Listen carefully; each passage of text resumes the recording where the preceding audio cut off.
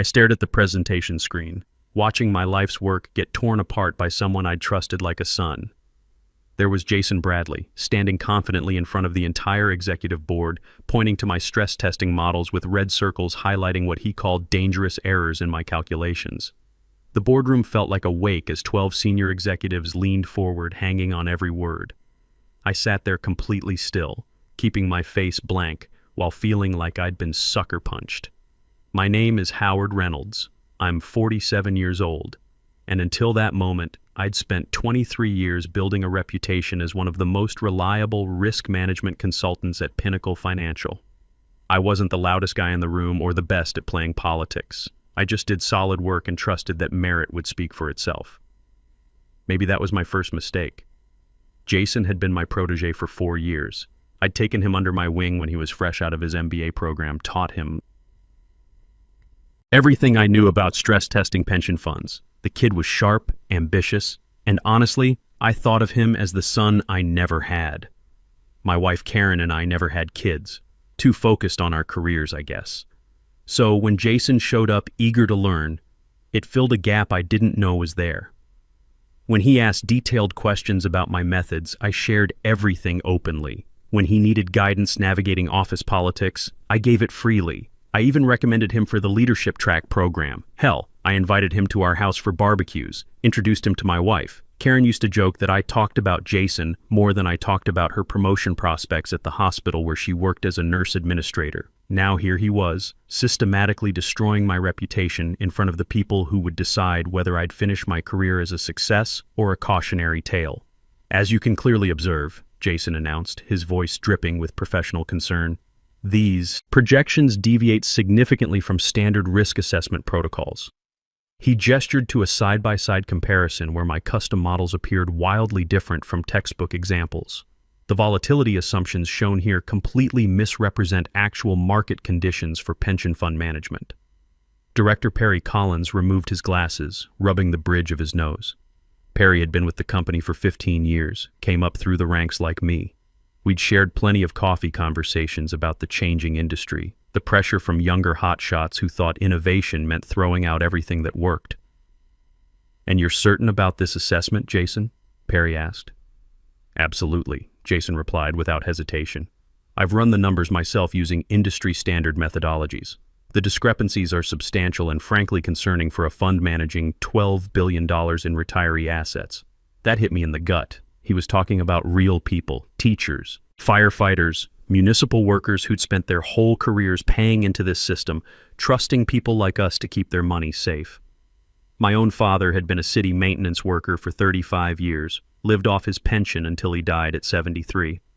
The idea that Jason was painting me as reckless with other people's retirement security made my blood pressure spike. I watched silently as he flipped to the next slide showing one of my custom visualizations, something I'd created after weeks of late-night research, analyzing how pension funds could weather another 2008-style crisis.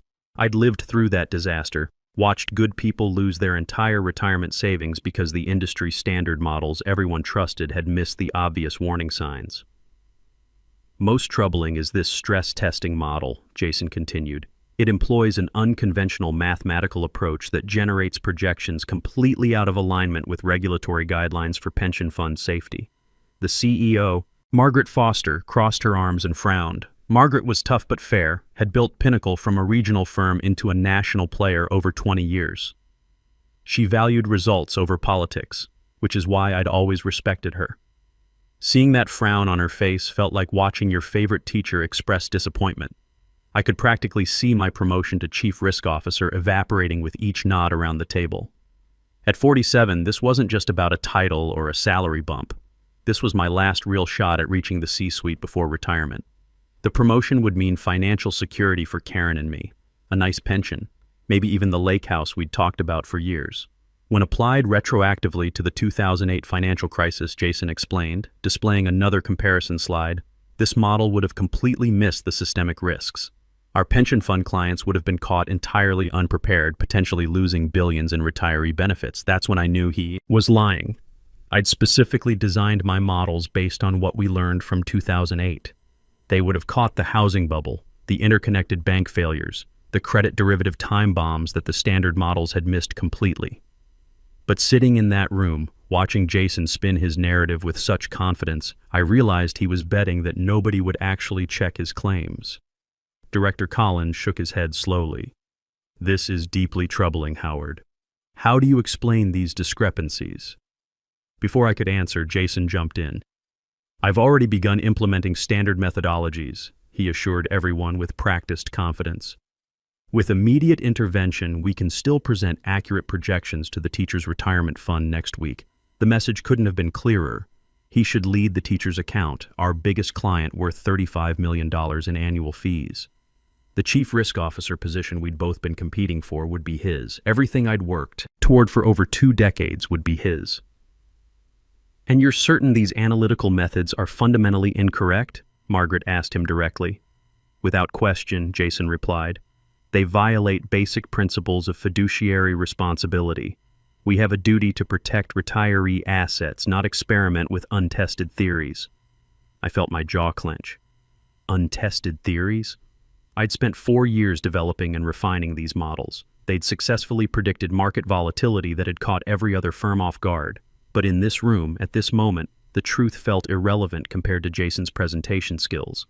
After enduring 60 excruciating minutes of watching my professional reputation being methodically destroyed, Director Collins finally turned to me. "Howard, do you have anything to say in response?" Every head in the room swiveled toward me. Throughout the entire presentation, I hadn't uttered a single sound. My heart was pounding, my mouth felt dry, but 23 years of experience had taught me that sometimes the best response isn't the quickest one. "Just one question," I said calmly, meeting Jason's eyes directly. "Can you explain why the Teachers Fund specifically requested this exact stress testing approach in their initial brief?" The room went dead quiet. Jason's confident expression cracked for just a moment, barely noticeable, but I'd been reading his tells for 4 years. "I'm not aware of any such request," Jason replied, recovering quickly. "The client expected industry standard analysis." I reached into my briefcase and retrieved a bound document, sliding it across the table toward Margaret. "This is the Teachers Fund Initial Project Brief. Page 23 outlines their requirements for systemic risk modeling, exactly the methodology I implemented, and that you just spent an hour trashing. You see, I'd grown up in a family where speaking up meant getting shut down. My old man was a plant supervisor who believed kids should be seen and not heard. 3 boys in our house. And Dad ran it like a military operation, so I learned early to observe, analyze, and wait for the perfect moment to make my point. This patience had served me well in my career, allowing me to see patterns others missed while louder colleagues rushed to judgment. Margaret opened the document, scanning the pages with increasing interest. I could see her eyebrows raise slightly as she read. 20 years of building this company had given her a nose for details that others missed. "The Teachers Fund actuarial team has been researching these approaches for 3 years, I continued, my voice steady despite my heart hammering in my chest. "What looks like analytical errors to someone using traditional models are actually risk detection innovations they specifically commissioned." Perry reached for the document. "Is this accurate, Howard?" "Dr. Walter Gibson can confirm everything," I replied. "I've been in weekly strategy meetings with their team throughout this project. I assumed everyone at leadership level was aware of their specialized requirements." Jason started to speak, but Margaret raised her hand to silence him. His usually composed face was showing the first real cracks in his armor. "You've just spent an hour explaining how you've fixed analytical methods that the Teachers Fund specifically commissioned," I said, looking directly at him. "I'm curious. Have you informed them that you've replaced their proprietary approach with standard models they explicitly rejected?" The tension in that room was thick enough to cut with a knife. Perry flipped through the brief, his expression darkening with each page. I could see him putting the pieces together. How Jason had been feeding him information for weeks, painting me as a loose cannon who needed reining in. "There must be some misunderstanding," Jason attempted, his voice climbing half an octave. "These methods are untested. No serious pension fund would—" "Page 18, I interrupted calmly, pointing to the document. "It shows the Teachers Fund backtesting results comparing traditional models with their experimental approach. Standard stress tests caught 65% of major pension fund losses over the past decade. Their method identified 89% and provided earlier warning signals." Margaret looked up sharply. "Is this data verified?" "Dr. Gibson can verify everything," I said. I've documented all our discussions about their methodology requirements. I've got email chains, meeting notes, even recorded calls where they specifically requested these approaches. Perry closed the brief, his face unreadable. I could see the wheels turning. He was realizing how badly Jason had played him. Perry was old school like me, came up when your word meant something. Being misled by someone he'd trusted wasn't sitting well.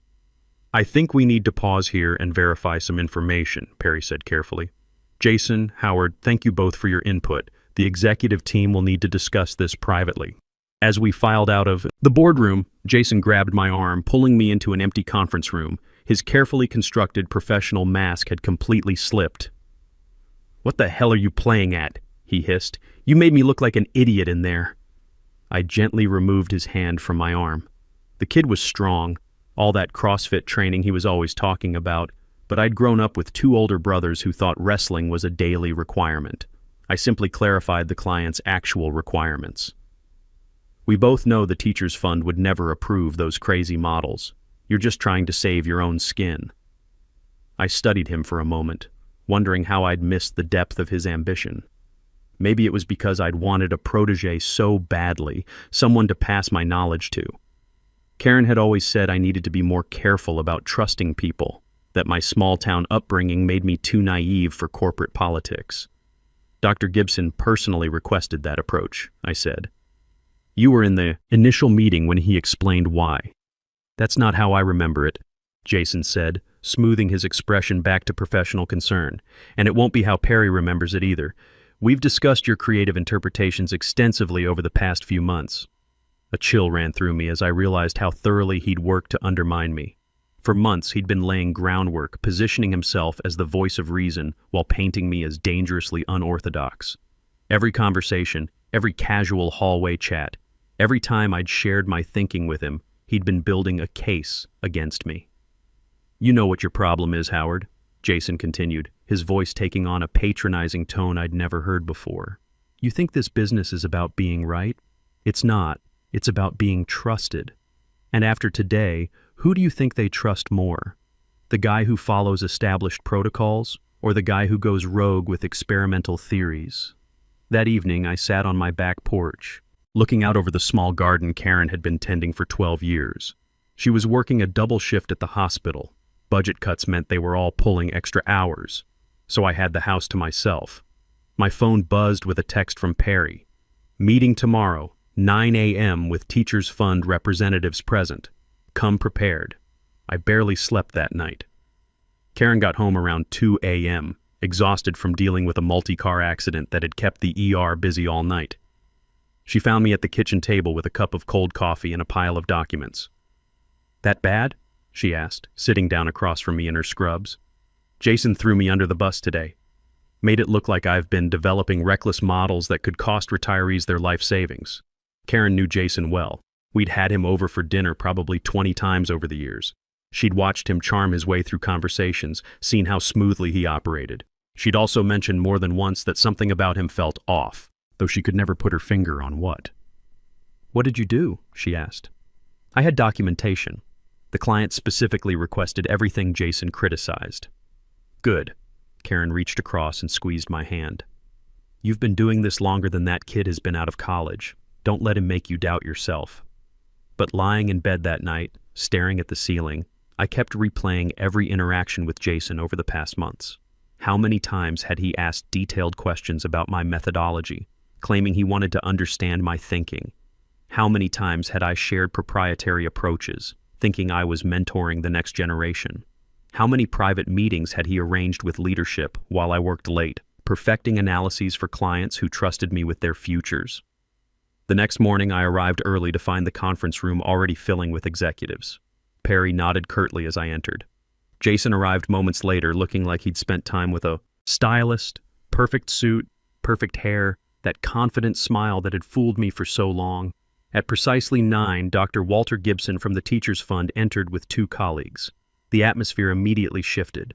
Walter was in his early 60s, one of those guys who'd survived every market crash since the 1980s and had the scars to prove it. Behind him was Sarah Mitchell, their chief risk officer, and Tom Hayes, their compliance director. These weren't junior staffers. This was the A-team. Thank you all for convening on short notice, Perry began. We have a situation that requires immediate clarification regarding the Teachers Fund stress testing project. Dr. Gibson placed his tablet on the table, his expression serious. I'd worked with Walter for 6 months now, and he wasn't the type for small talk or diplomatic dancing around issues. He got straight to the point. I was disturbed to receive standard risk projections yesterday from Mr. Bradley, Dr. Gibson said, particularly after the promising custom analytics Mr. Reynolds had been developing for us. Jason's head snapped up. I believe the alternative approach needed revision to meet regulatory standards. Regulatory standards are precisely what we hired Pinnacle to move beyond, Dr. Gibson interrupted, and I could hear the edge in his voice. As I made explicitly clear in our initial brief and subsequent communications, traditional stress testing models have consistently failed to protect pension funds during market crises. The room was quiet enough that you could hear the air conditioning humming. Sarah Mitchell opened her own folder and spread out several documents. Dr. Gibson, to be absolutely clear, Perry said carefully, you specifically requested the systemic risk modeling approach that Howard implemented? Not only requested it, we insisted on it as a condition for awarding Pinnacle this contract, Dr. Gibson confirmed. Mr. Reynolds' methodology aligns perfectly with our risk management directives. When Mr. Bradley sent standard projections yesterday claiming they represented Pinnacle's official analysis, I was concerned there had been a serious miscommunication. Sarah spoke up. We've been working on this approach for 3 years. The traditional models everyone uses missed the warning signs in 2008, missed the volatility spikes in 2018, missed the correlation breakdowns during the COVID market disruption. We're not interested in being surprised again. I felt vindicated but also angry. Jason had known all this. He'd sat in on every major meeting, heard Walter and his team explain their requirements repeatedly. There was no way this was a misunderstanding. Furthermore, Tom Hayes added, pulling out his own documentation, we have email records of Mr. Bradley acknowledging these specifications as recently as 2 weeks ago. He confirmed understanding of our requirements for non-traditional stress testing methodologies. Jason's face had gone completely white. Margaret was taking notes, her expression getting darker by the minute. After the Teachers Fund team left, Perry asked me to remain behind. Jason attempted to stay as well, but Perry dismissed him with a curt, "We'll speak later." When we were alone, Perry sighed heavily. The man looked like he'd aged 5 years in the past 24 hours. This situation is unprecedented, Howard. Had the Teachers Fund gone with the standard analysis Jason proposed, we would have lost our largest client and faced potential regulatory scrutiny for ignoring their specific requirements. I nodded, saying nothing. Sometimes the best response is just letting the other person work through their thoughts. I owe you an apology, Perry continued. I should have verified the client requirements directly instead of accepting Jason's interpretations of your work. He paused, studying me. Why didn't you speak up sooner about his interference? I didn't know he was interfering, I admitted. I thought we were collaborating. He had access to all my work, while claiming to handle client communications. A carefully orchestrated deception, Perry said, and I could see he was genuinely shaken. Howard, the chief risk officer position will be yours effective immediately. As for Jason, HR will be having serious discussions with him about his future at Pinnacle. It should have felt like victory. The promotion was mine, my methods vindicated, my protégé exposed. Yet driving home that afternoon, I felt hollow. The trust I'd placed in someone I considered family had been weaponized against me. That evening, Karen and I sat on our back porch with a couple of beers, the first time we'd both been home at a reasonable hour in weeks. So, you got the promotion? She asked. Yeah. Chief Risk Officer. 40% salary bump, corner office, the whole package. You don't sound happy about it. I took a long pull from my beer. I keep thinking about how long Jason was planning this. Every conversation we had, every time I shared my thinking with him, every time we had him over for dinner, he was building a case against me. Karen was quiet for a moment. You know what bothers me most? He sat at our kitchen table, ate my cooking, talked about his girlfriend's problems, asked your advice about everything from car loans to apartment hunting, and the whole time he was planning to stab you in the back. The worst part is, it almost worked, I said. If the Teachers Fund hadn't specifically requested my approach, if I hadn't kept that documentation, he would have destroyed me. But he didn't, Karen pointed out, and now everyone knows what he really is. 2 weeks later, strange things began happening at the office. Files missing from my desktop, meeting invitations that disappeared from my calendar. A crucial email to another client contained calculation errors I knew I hadn't made. Small stuff, but enough to create doubt if it continued.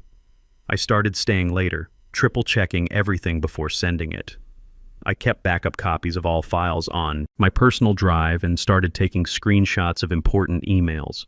The constant vigilance was exhausting, but necessary. "You look like hell," my colleague Stephanie Walsh remarked over coffee one morning. Stephanie had been with the company for 8 years, one of the few people who'd always shot straight with me. "Everything okay with the new position?" I hesitated, then decided to trust her. Someone's sabotaging my work. Small things, but enough to undermine me if I don't catch them. Stephanie raised an eyebrow. "Jason? Can't prove it, but who else would have both the motivation and the technical knowledge?" "Be careful," Stephanie warned. "He's still close with Perry's assistant, and I've seen him having lunch with several board members recently. Guy doesn't give up easy." This news hit me like a cold slap.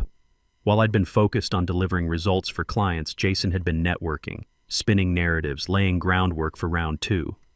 That afternoon, I discovered my access to certain data systems had been mysteriously revoked. When I contacted IT, they claimed to have received authorization from leadership to modify my permissions.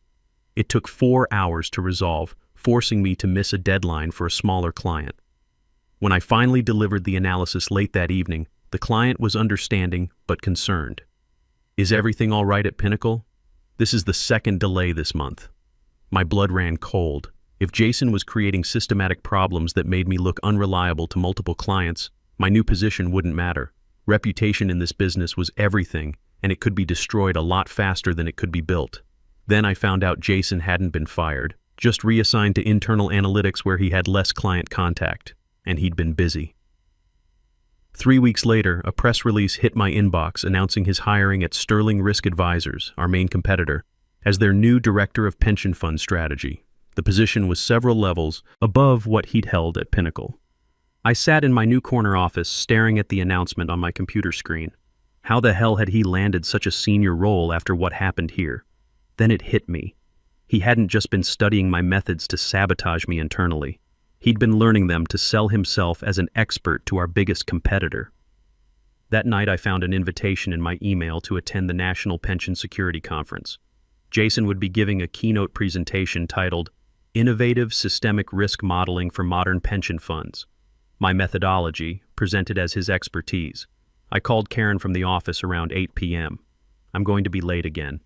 This situation with Jason just got worse. What now? He's landed at Sterling, and he's presenting my work as his own innovation at the industry conference next month."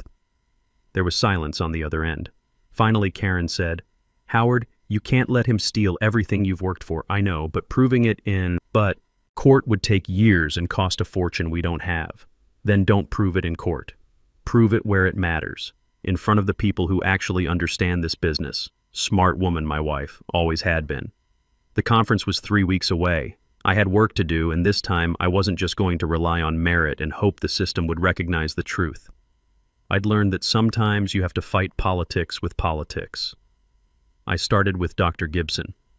"Walter, I'm planning to attend the pension conference next month. I understand there's a presentation on systemic risk modeling that might be relevant to our ongoing work." "Yes, we're sending several team members," he confirmed. "The session description sounds remarkably similar to what you've developed for us. Almost identical, actually. That's what caught my attention. I'd like to ensure our intellectual property remains protected." "Understood. We'll be watching that presentation with great interest." Over the next 2 weeks, I reached out to industry contacts I'd built over 23 years. Not to badmouth Jason directly, that would have looked petty, but to casually mention that I'd be interested in their thoughts on the presentation since it covered methodology similar to what I'd been developing. Alan Foster, a respected analyst I'd known since my early days at Pinnacle, was particularly helpful. "Howard, I remember you presenting some of these concepts at the regional meeting 2 years ago. Wasn't that your research on interconnected pension fund vulnerabilities?" "It was. I'm curious to see how this new presenter approaches the same challenges." By the time the conference arrived, I'd seeded expectations with a dozen industry veterans. Not enough to seem like orchestrated sabotage, but sufficient to ensure knowledgeable eyes would be watching Jason's presentation critically. The day of the conference, I arrived early and positioned myself in the hotel lobby where I could observe attendees without being immediately noticed. When Jason entered, he looked confident, dressed impeccably, working the room like the political animal he'd always been. He showed no sign that he was worried about me being there. The presentation hall was packed. Jason took the stage precisely on time, his opening remarks smooth and engaging. Today, I'll be sharing a revolutionary approach to pension fund risk management that challenges conventional assumptions about market volatility, he began. This methodology represents 18 months of intensive research and testing at Sterling Risk Advisors. 18 months. He'd been at Sterling for 3 weeks.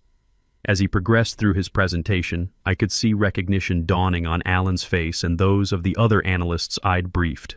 The slides were my visualizations with Sterling's branding. The mathematical formulas were mine with minor cosmetic changes. Even my testing results appeared, the numbers slightly altered but unmistakably lifted from my work. During the Q&A, Dr. Gibson stood up from the front row.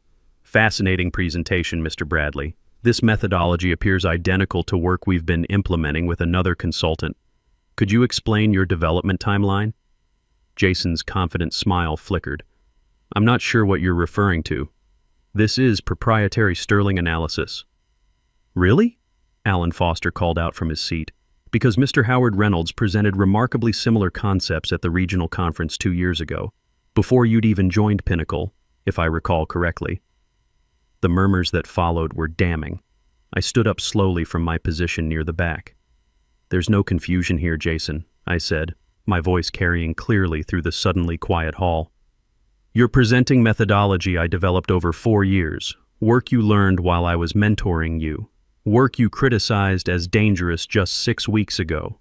That's absurd, Jason replied, but his voice had lost its confidence. This is original Sterling research. Dr. Gibson reached into his briefcase and pulled out a thick folder. Perhaps Sterling would be interested in reviewing the email chains where Mr. Bradley acknowledged understanding these exact methodologies as far back as 18 months ago, when he was supposedly developing them independently at your firm. The room erupted in whispers. People were taking photos of the slides with their phones, documenting what was clearly intellectual property theft on a major stage.